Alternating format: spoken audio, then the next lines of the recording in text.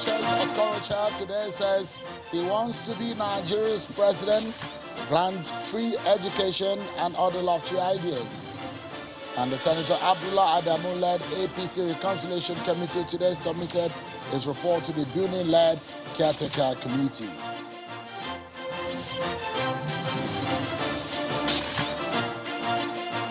Hello everyone, welcome to the program. This is Politics Today live on Channels Television. I'm Sean Kimbalwe in Abuja. Tonight we get right into it, and we start tonight by having a conversation with one of those who want to be Nigeria's #1 citizen, Nigeria's president in 2023. And tonight we'll be taking a look at Senator Okorocha after his declaration to become a candidate of his party APC at the presidential election. But before we get talking with him, let's check out some of your political roundup stories.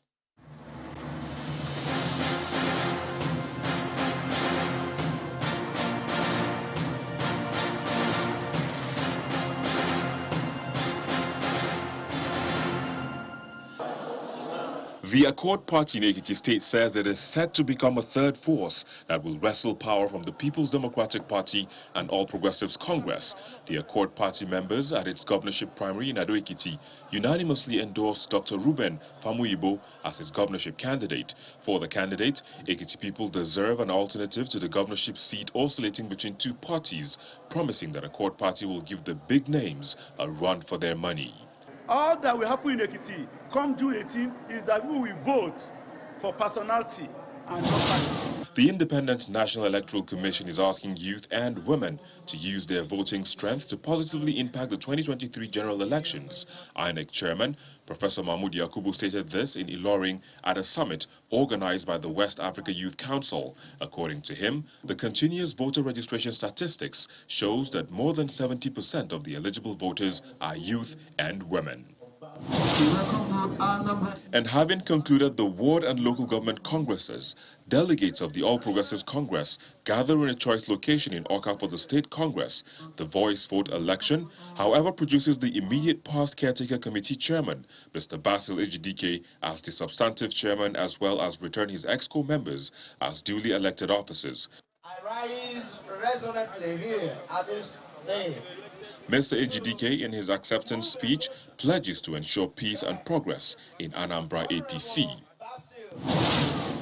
Delta State Governor Ifeanyi Okowa says the continuous education of Nigerian citizens remain the sure way of confronting the challenges bedeviling the country in various facets, especially insecurity and infrastructural decay. The governor, while fielding questions from journalists in Jalingo, the Taraba State capital, insists that running an inclusive governance with passion, sincerity in planning, and accountability without deception is needed to build and develop a peaceful society where education can thrive. While giving his colleague Darius Ishaku a pat on the back for his developmental strides, Governor Okowa enjoined him to sustain the momentum in uplifting the standards of education in Taraba State.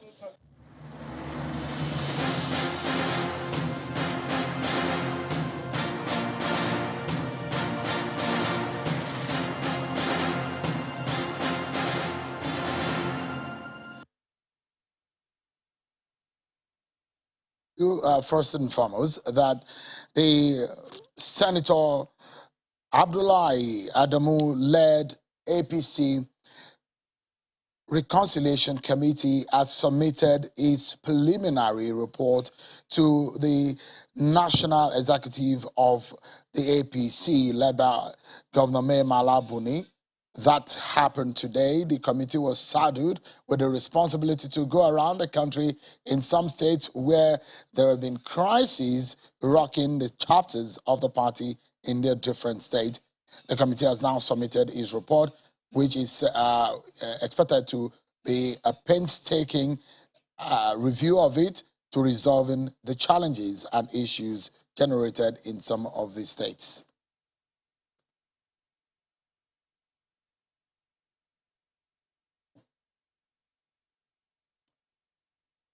Another presidential hopeful has risen from the southeastern region of the country. Well, this comes amidst the agitation for the Igbo president in 2023. Today, a former governor of Imo State, Senator Okorocha, has officially declared his interest to contest for the presidency in 2023. He made the declaration at a World Press Conference in Abuja, where he says he wants to beat the record of President Muhammadu Buhari 1 billion times. Senator Rocha says his leadership will promote free education for all Nigerian children and that youth will be the bedrock of his administration. The former Imo State governor now joins us live on the program.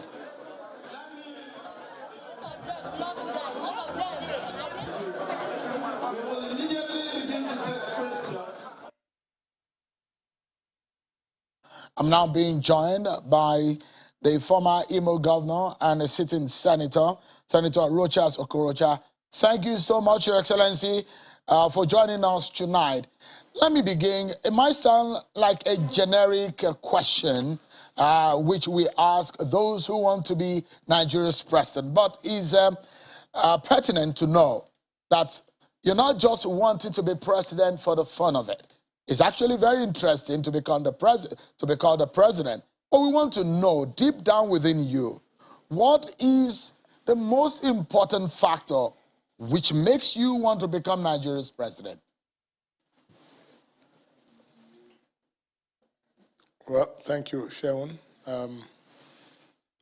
Good to speak to you on this day. Sharon, to answer your question, I think we must take this whole thing about presidency of Nigeria as a very, very serious business. I've listened to you and some of the journalists on the questions you ask aspirants from time to time, but I don't think we're addressing the issue. The question, rather, that we should try to ask is when. The mood of the nation. The mood of the nation is looking for someone that can unite this country and give everyone a sense of belonging and make Nigerians feel, like a member of one family. The mood of the nation is looking for a leader in 2023 who has compassionate heart, who can listen and feel the pains of the poor and the needy and those who are troubled in our society. The mood of the nation and for 2023 is looking for a leader who can radicalize our economy, if you like, create wealth, engage our youth, stop insecurity and youth restiveness. Now, these are some of the questions I had asked, and that's the questions most Nigerians are asking, to see who can actually fit into this.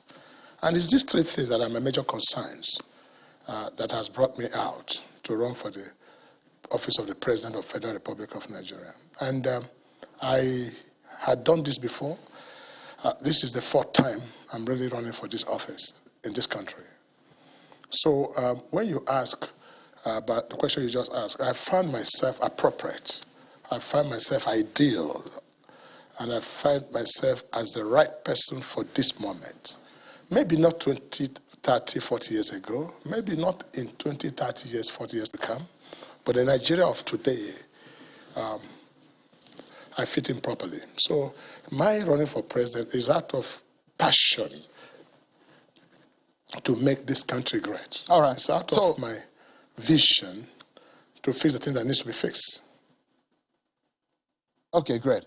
So it's interesting that as you were announcing your ambition to run for president, at the Federal High Court in Abuja, the EFCC today filed a suit against you, an allegation that you conspired with others, including an APC politician, and 5 companies to steal an amount running to about 2.9 billion from public coffers.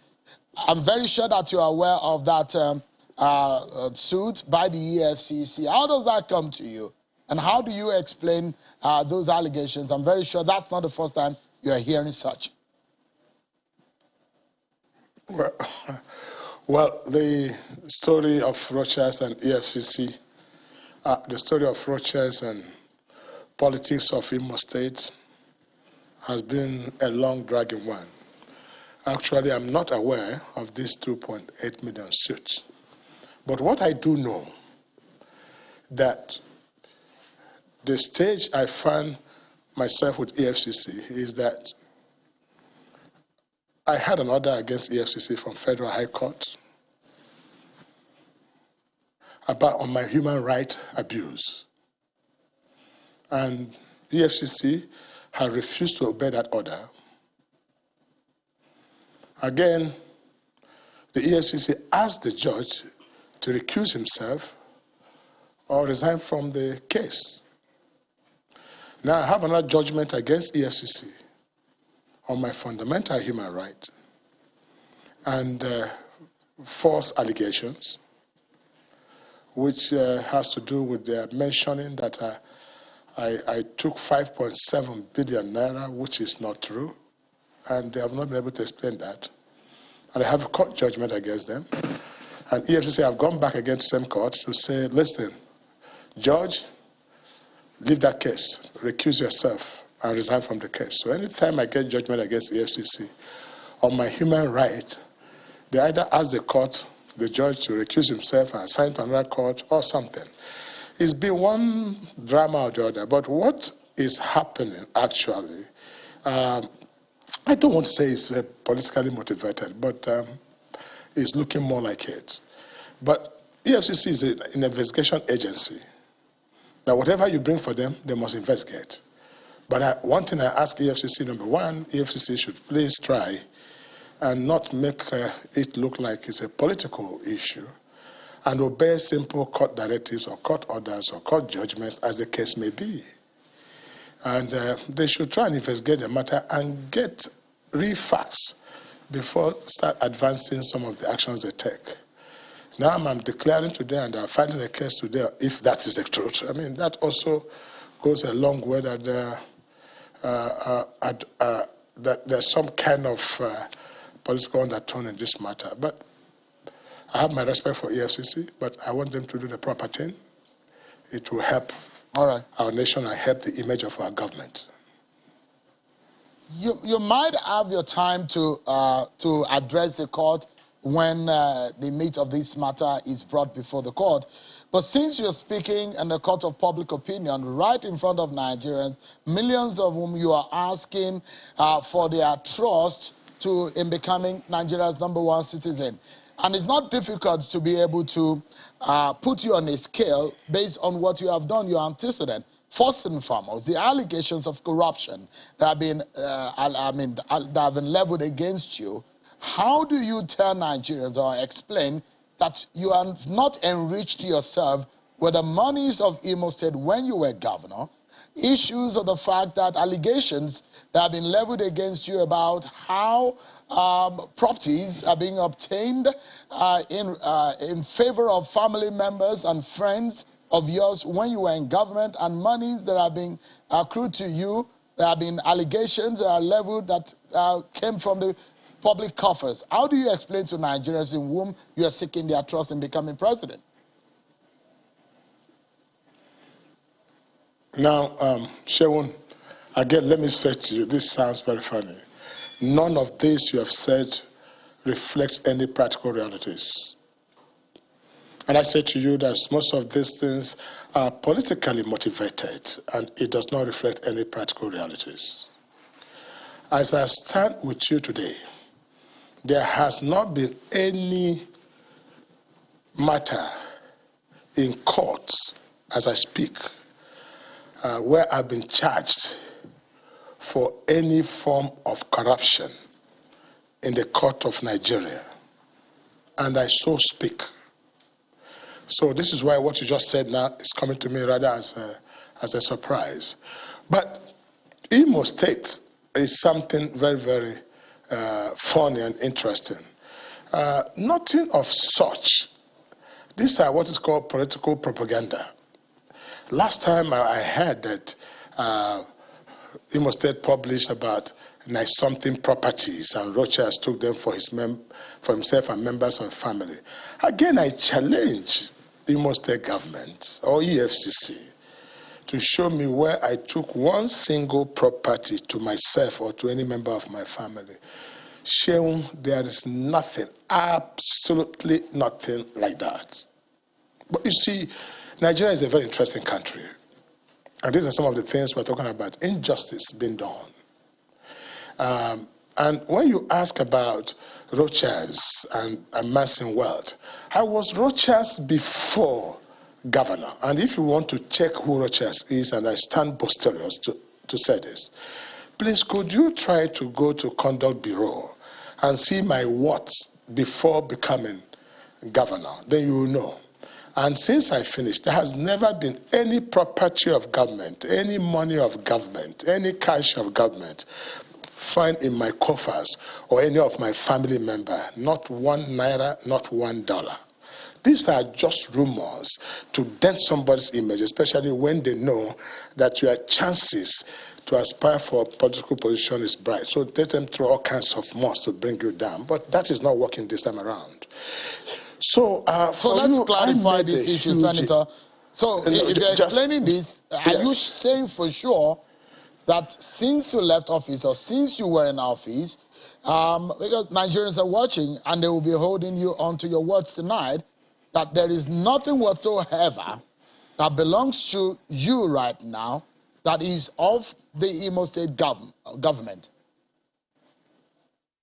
I say it 7 and 10 times more, that there's not anything that I have that has been traced to Imo State government money while I was in the office. Not, and hear me clearly. I think this question you're asking me this evening, I must thank you, so some of these things can be cleared. But what you see happening in Imo State is a very, very funny thing. You may have heard about my wife's property that was taken over by Imo State government and taken over by EFCC at the same time. Imo State government fighting, EFCC fighting over property. That same property, there's no dime of Imo State government that is traced to that property. This is just politics, dirty politics at play. And the other one is the Rochas Foundation College, or G, which the government of Imo State sealed. They sealed that school, not because they traced any money of government to it. They sealed the school in the pretense that the land was allocated by the governor to the school when I was a governor for purpose of training poor children, orphans. I consider that as the wickedness of mankind. And during the Magu's administration, Magu sent people to seal that place. And Imo State government also sealed the place, double sealing, and almost stopped the children from going to school. But there's no traces, and I say again, traces of any naira, all right. 1 naira. So let's, because we have so many, because of your ambition and the things that you have said today, I would love us to touch on so many things, because there are those of your friends who have said that you were almost broke before you became governor, and questioning your source of wealth and how you got all of those wealth. But the question here for me tonight, and perhaps on the minds of a lot of Nigerians, is if Senator Rochas Okorocha wants to be Nigeria's president, like they say in the southwestern part of the country, they have a popular proverb that is from a home that you take treasures out. That whatever you want to be on the outside, you must first become on the inside. And what can you say you have done to deserve, when you were governor, to deserve to be the Nigeria's president? How you handled just one state of the federation compared to how you hope to handle 36 states and the FCT, and as a Nigeria's president. The big question is, what can you lay your hands on that you did that is significant, that makes you deserving of wanting to be Nigeria's president?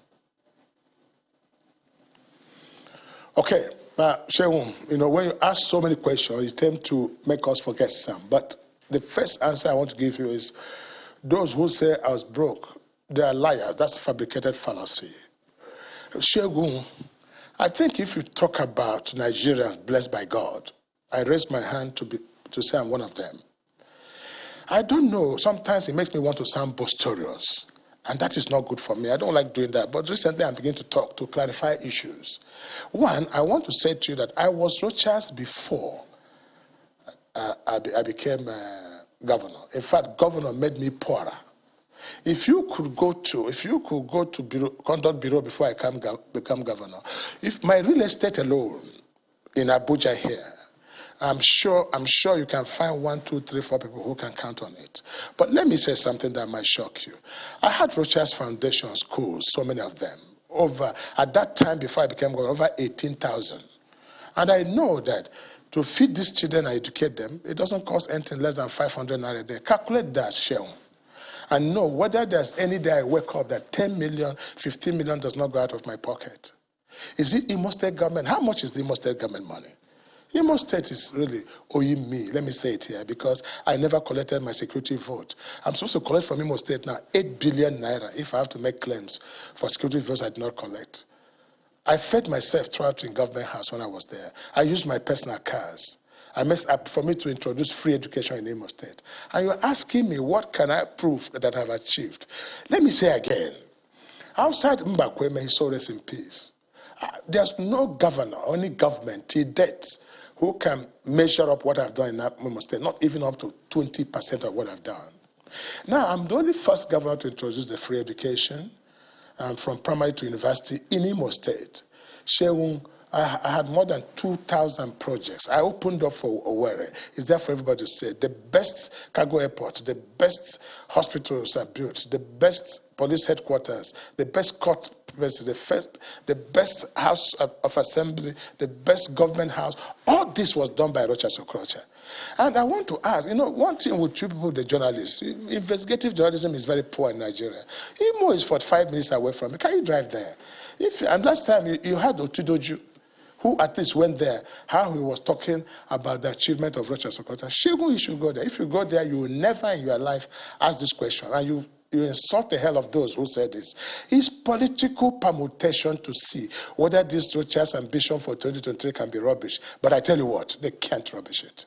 Because the facts are there to come. So let me pick you up on that, Senator. If you're talking about your achievement in Imo State, let me pick you up and perhaps get you to know some of the feelings from your state.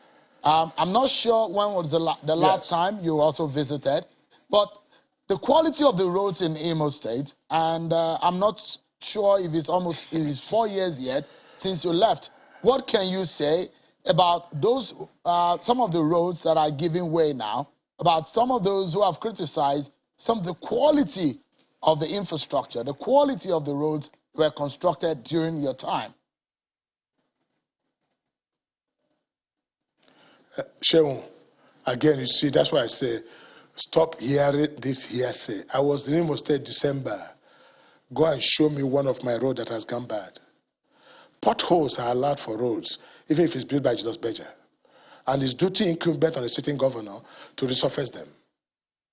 I opened up the entire 4-lane roads, so I changed them to 8 lanes in Owerri. I opened more roads in Owerri than any government in history has opened.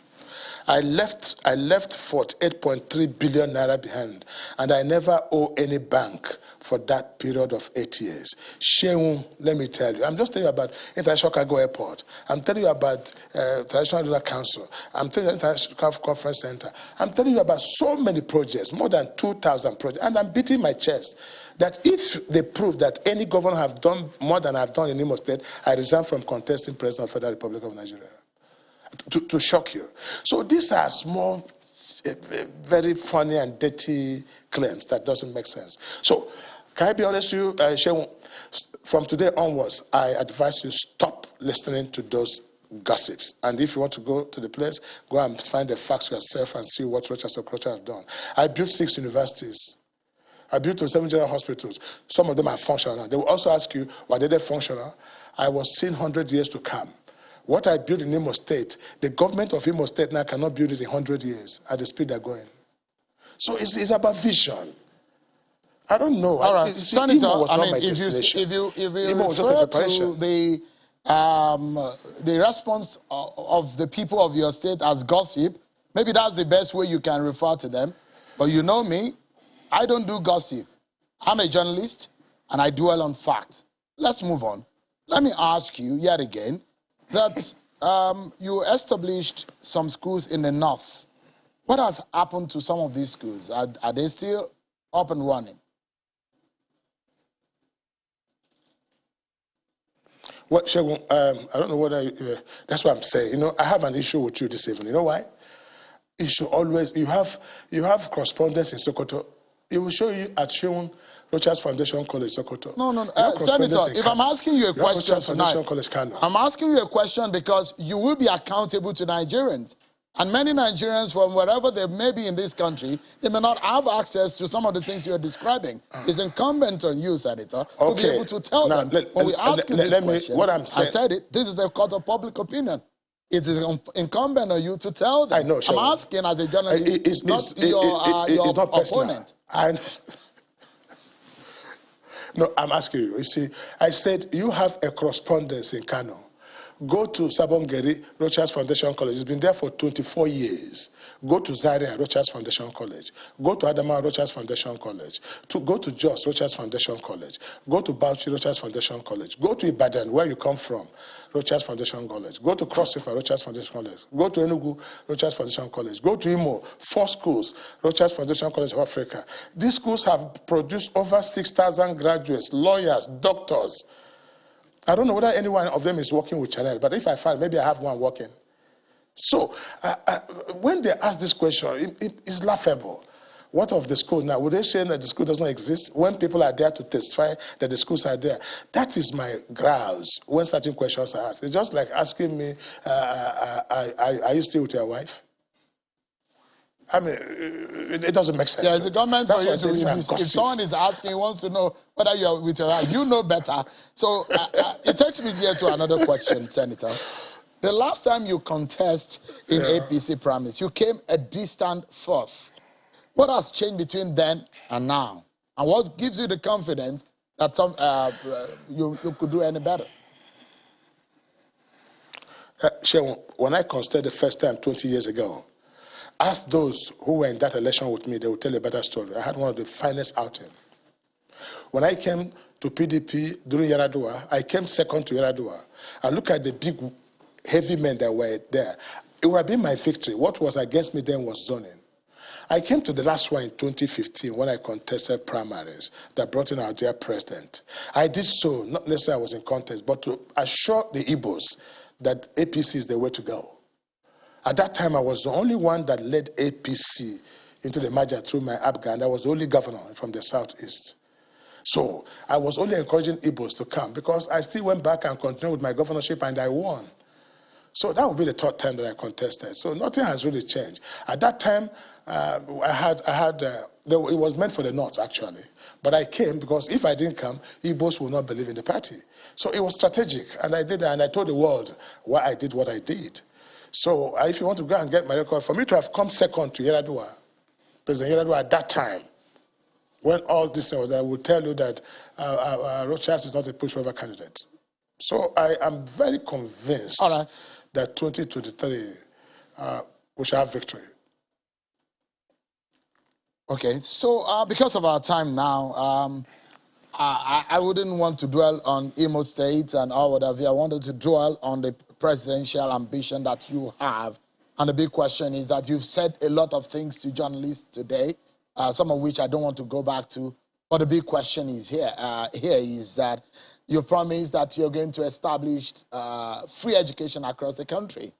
With the present state of the economy of the country dwindling oil revenue, and the problem that the federal government has established that there's a problem of revenue.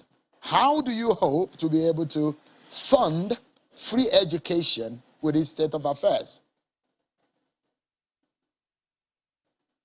I wish you have asked me how was I able to fund Rochas Foundation College of so many schools with over 25,000 children.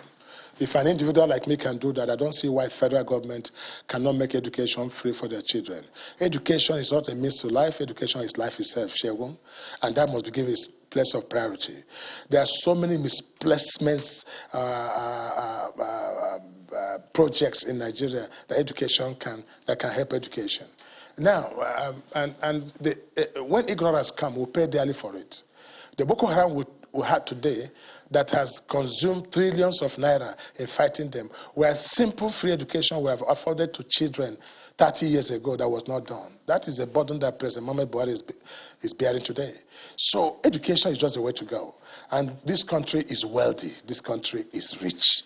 Let no one ever tell you what is lacking in this country is the ability to manage the resources of our land. This country has enough resources. If I shock you what I did in Imo State is one of the, let me say in terms of revenue, one of the smallest, poorest states. What Imo State has in 12 months is what Rivers and Akwa Ibom have in 1 month. But how was I able to make Imo State or one of the fastest growing city, thinking outside the box, real estate, land? So it is possible. Free education is not, I'm not even discussing that. Education must be free to the university. But the kind of education I want is education tailored towards the productive sector of our economy that can help bring out our resources of the land. But how can we be in a nation where 14.3 million children are not going to school? And you say we can't make education free? Now, when these 14 million become Boko Haram tomorrow, what will you say? Now you spend 100 trillion to fight them. So free education is just no way for me. As I say, so I would do it. You've got your running shoes. You've declared today that you want to run. This is just the opening bell to what will become a very intense next few months. And we hope that we'll get you at some point to talk more about your ambition. Thank you so much, distinguished Senator and former governor of Imo State, on a day like this that you declared your ambition to run for Nigeria's #1 seat. Thank you so much, Senator Okorocha, for your time. Thank you, Shegun. I thought we were going to go more on this. That's okay. Thank you very much. We'll find some other time. Thank you so much. We'll take a break, everyone. And when we return, our attention will be on the controversies that is raging in the APC. These two men will be joining Senator Olubunmi Adetunbi and Mr. Kayode Ojo about the controversy, the fallout of the Ekiti APC governorship primary. For those who are seeking legal redress, we'll find out why. Join us again, everyone. Welcome back, everyone. Since the conduct of the Ekiti APC governorship primary, several of the aspirants and members of the party in the state are not happy. Some are pursuing a legal action, while others are considering a political solution.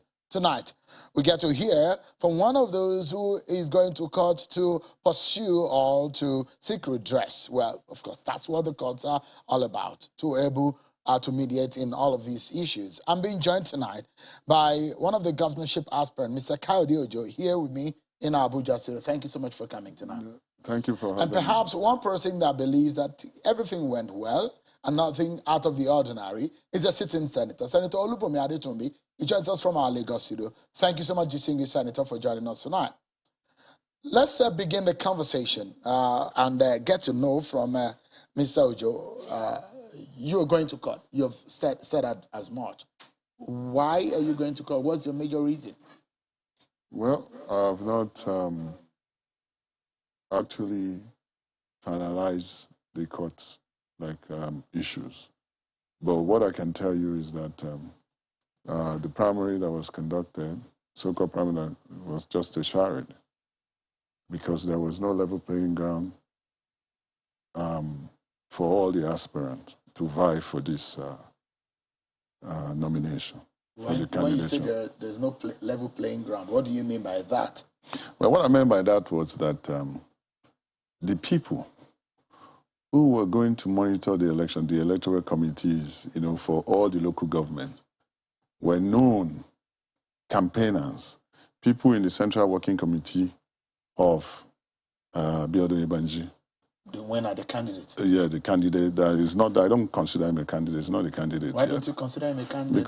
Because you don't agree with it, doesn't make it, doesn't validate it? I don't agree with that, with the result. The result that was posted is a concocted result.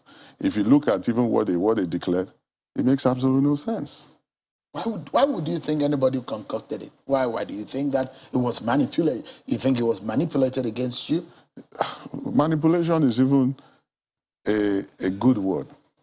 These results are no results. This is just fake.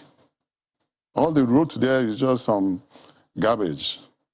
There's nothing. Do you have evidence to this? Yes, we have some evidence that we're keeping, because all the people who were the returning officers on that day are people that are in active campaign. Some of them in the Central Working Committee of the campaign of Biodo Ibanji. How is that going to stand? When you say that they concocted the report, Yes. the result, how did they do it? Because, I mean, since you are privy to how it was done, how did they do it? Did they rewrite the result? Do you have the original result? Or what exactly do you mean? Because this is what you'll be proving in court. So it must be substantial. Well, the point is that as I'm sitting down here, there are some evidences that I cannot divulge to the public, And they are watertight. Yes. They are strong evidence. Absolutely. But what I can tell you is very simple. Majority of the returning officers are people that we have seen that traveled with Biodo Ibanji to even the party secretariat to collect his nomination forms. They were there with him. Okay, so I'd like to ask, is there anything wrong in that? Are they members of the party? Yes, they are members of the party. Are they direct primaries? Are they supposed to be conducted by non-members of the party? No, they're not supposed to be conducted by non-members of the party. So those who participated, they are not illegal participants in the exercise? No, the way it is, with the way it is structured now, that you are a member of the Central Working Committee of a candidate, and then all of you, without any dilution from the other aspirants, has made their participation completely. What about the 20 people you nominated from each of the local okay, let me talk about the 20 people. When we got to the stakeholders meeting, and the chairman, H.E. Badaru, told us that, there are some other people who are going to conduct the election. So we asked him, who are these people? He said, well, they were drawn from the state party, arranged the list and everything. And we said, look, we haven't seen the list. And this is our election. We need to know who is there. You understand what I'm saying? So without even us seeing the list, we protested. And he said, okay, you guys bring 20 people so we can use to dilute the list. And we said, okay. Then when we went out of the hall, we now calculated that 20 times 7, the other 7 aspirants is just 140. And we have 140 people, and we have 177 wards. So even if you look at the 140 people, cannot even man the 177 ward plus the 16 local government, even if you have one there. So we called them back to say, okay, let us increase this to 50-50. We called the secretary. And the secretary said, no, he's not going to agree to that. That, okay, we can come up with 25-25, which will cover the 177 ward plus the 16 local government. We have one there. And we went ahead. Within that short period of time, we had to scramble to put everything together, the list together, and we sent to him. After sending that list to him, there was no feedback. There was no updated list to tell us, we have added these people, and this is the ward and the local government you have to go and supervise. So in practical time, you sent the list, yes, but none of your people participated? No, we sent the list, but there was no feedback from the secretary, from the committee to tell us that this is the revised list. This is where... But did they co-opt your people? They did not. At all? At all. Okay, let's get to hear from the other side. Senator Adetunbi joins us from our Lagos studio. Senator, can you react to some of the things, for example, that Mr. Ojo here said? He said, look, those were just concocted results, and as far as he's concerned, there is no candidate. Thank you, Sean, for having me. I'm happy to be here to speak to the issue of the primary process in Ekiti. There are 177 wards in Ekiti, and 56 of that happens to be in my senatorial district. I can tell you categorically that at least in the area under my jurisdiction, those 56 wards, there were elections last Thursday on the 27th. I was in my ward. People came out in large numbers, and they filed behind the images of their candidates. The counting was done, and where I operated from, I found a lot of people displaying phone cameras to record the proceedings. Some of them were streaming online. And if you Google today and ask for, make inquiries about the Ekiti primaries, you will see images, still photographs, and movies from all over Ekiti State indicating a massive turnout, because this is a general election within the party. It was in the wards that rubber met the road. That was where the election took place. The returning officers were merely collating results from the wards at local government levels, and they had no opportunity, prerogative, authority, or any opportunity for that matter to alter information that came from the wards. If you like, the returning officer were aggregators of results from the wards. Without results from the wards, returning officers have nothing to do. So in my opinion, no returning officer has any opportunity whatsoever to alter results, because the results, his duty is just to collate results and to prepare aggregate results. That happened in my local government. I was at home for a whole week or more before that election, working with stakeholders. Indeed, meetings were taking place almost every day, okay? Concerning the candidate of my choice, there was a meeting taking place every day. There was massive mobilization, and the reception was massive, and the result is evident. So he made a very strong point here, and I don't know if that for you is strong enough and compelling, that there are members inner working members of the candidates who are entrenched in the process. As such, they feel that there was bias and there was some kind of manipulation from their own point of view about the whole process, when the candidate now has predominantly is people all over the election committee, and he feels that that is not justified. Well, let me put it this way. Don't forget that this is an election within the party, and the party has no opportunity, neither is it allowed, nor is it expedient for it to go outside its membership to recruit officials that will manage the process.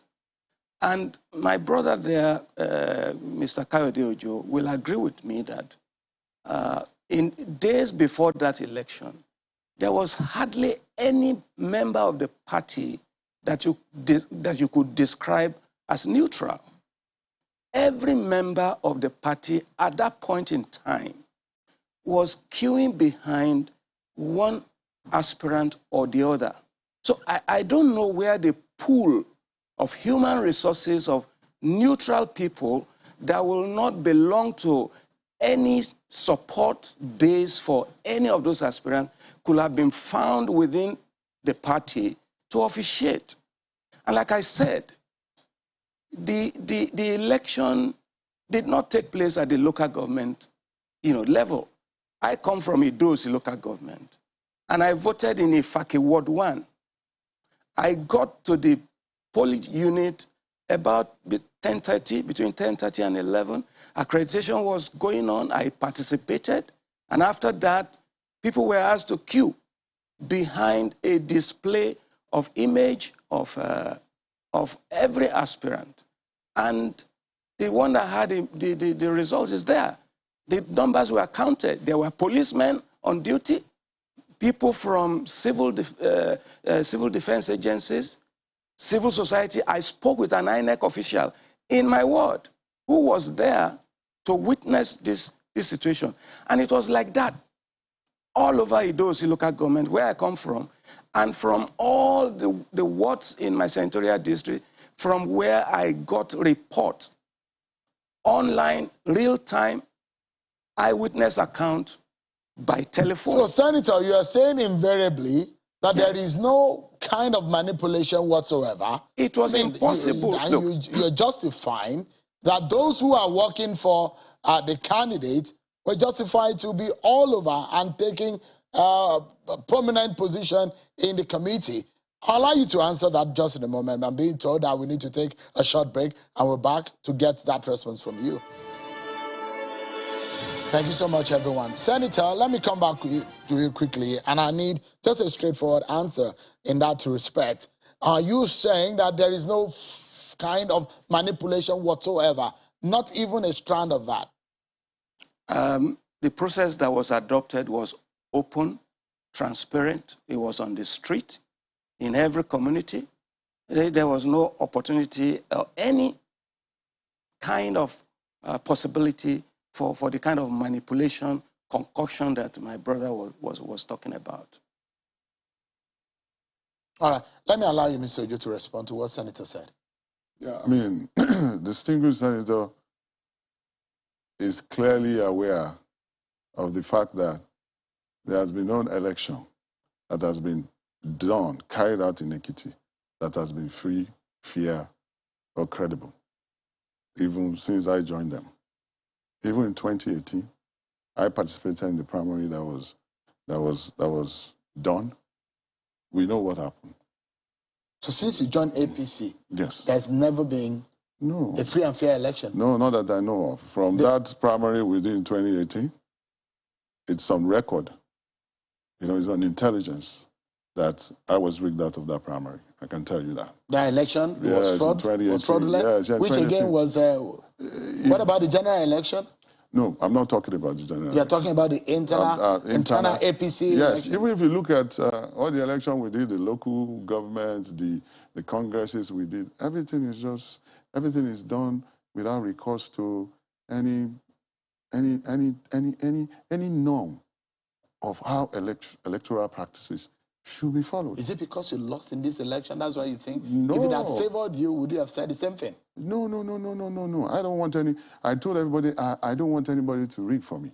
I don't want to be a part of the problem in Nigeria. I came into election. I came into politics to be part of the solution. So the election, the primary that brought in Governor Fayemi for the ticket for Governor Fayemi, you are saying you are alleging that it was rigged. Absolutely. And you have evidence to this? Well, the evidence is that we know. No, not about you knowing. It's about what you can say on television. Because yes, if you don't have evidence to it, if you cannot substantiate it, does it make sense to say it? Let me tell you because something. I mean, you are not invalidating someone's what I'm telling you is legitimacy in office. What I'm telling you is that all the people that conducted that particular election, bring them to the studio, let them swear by the Quran and Bible that the result they announced was the real result. But let's move away from that, because that's not the crux of this matter. The matter that we are dealing with, the senator, who is my good Egbon, telling me that everything went very well, is false. I can tell you, for example, in the Lawe ward, in one of the wards in Lawe, you know, there is a lady who is an essay to the governor, Margaret by name. She was the chairman and the returning officer of her ward. But she was the one that carried the placard of Mr. Abiodun Ibanji there, saying leading bow all the way and everything. Which result is she going to write? Please tell me. We have just like that. I have the Mr. Adeoyari Basoye, who was the chief returning officer for Ikole, local government. You know, he was with him when he came to collect his form. He had even campaigned on his behalf and spent his money, donated money, cash, material to campaign for Abiodun Ibanji. And the same guy is the returning officer for that particular local government. Which result is he going to conclude? All right, let me allow Senator to respond again to some of these allegations you've made. Senator, your response. See, the process of this election, the ones that I witnessed and that I'm aware of, all happened in the wards. Where I was, everything that Mr. Ojo is describing is so far removed from the realities that I experienced. And from the telephone calls that transpired between me and my people across the 56 states of my senatorial district, these are totally far removed. Look, let me tell you this. I know the emotions of loss and of defeat. It took me 11 years to run for senatorial seat in Ekiti State. I lost 4 times. So it's not easy to absorb defeat and loss. But the reality is that we must speak to facts. We must speak to evidence, and we must reference what happened. Real life with people. There were policemen, there were security agencies, I saw civil defense officers, I saw INEC officials coming and going, talking to people. These events were recorded in photographs, in videos, and most of them went viral in virtually all social platforms in Ekiti. Senator, because we need to wrap up now, and let me get to your sorry, let me say this. And for that someone will be to the say fact here that someone like Mr. Kayode Ojo says he's going to court. Senator Bamdele, we understand, wants to go to court.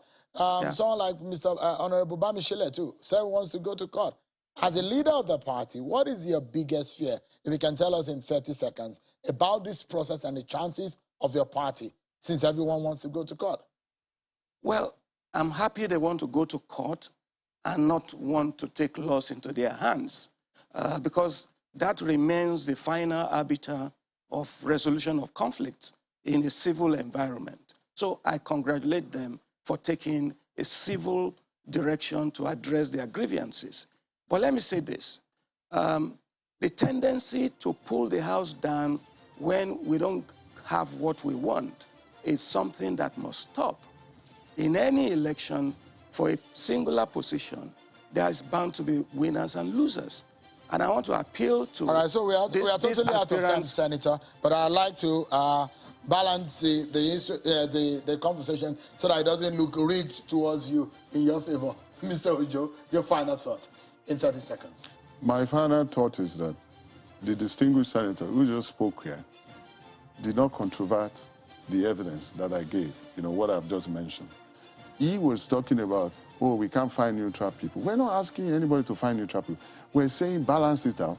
Take Biodun Ibanji's people, take Bamishile's people, take Kayode Ojo's people, take Senator Poyemi's people, mix them together to become the electoral umpires. You think the direct primaries didn't work? Yes. So in this, do you think the direct primaries didn't work? In this essence, it did not work. It's a total failure. This election is a rigged election, and it's a disgrace to our party. All right. And on a final note, I just want to make this plea. This plea is directly to the president. Our president has done quite well in the area of infrastructure, building railway, building our roads, and doing a lot of things. But I want the president to focus, to use his last 1 year in office to focus on this democracy, to establish this democracy. All right. Because the way we're going... All right.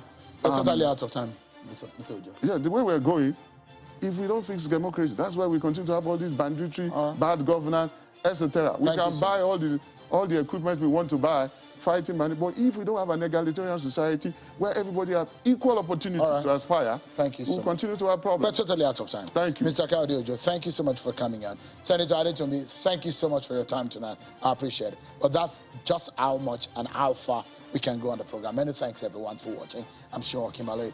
Bye for now.